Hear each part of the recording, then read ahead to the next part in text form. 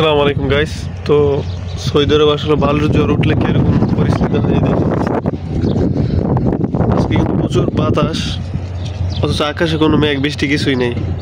এটাকে মানে বালুর জ্বর বলে। সৌদি আরব আসলে যারা থাকে বা সৌদি আরবে আগে থেকে এই বিষয়টা জানে, বালুর জ্বর বলে। বাতাস উঠলে, অনেক ধুলাবালি উড়লে একে বালুর জ্বর বলে আর কি। এই যে দেখতেছেন, আর ওদিকে আছে কয়েকটা পাহাড়। এটা হচ্ছে আমাদের ক্যাম্প। মানে এই ক্যাম্পে আমরা সবাই থাকি। এই যে রেড সি ট্রিপল বাই যে একটা প্রজেক্টের কাজ চলতেছে, সেই কাজে যত ওয়ার্কার আছে সব এখানেই থাকে। প্রচুর প্রচুর বাতাস বইতেছে গাইস, আপনারা বুঝতে পারতেছেন, প্রচুর বাতাস।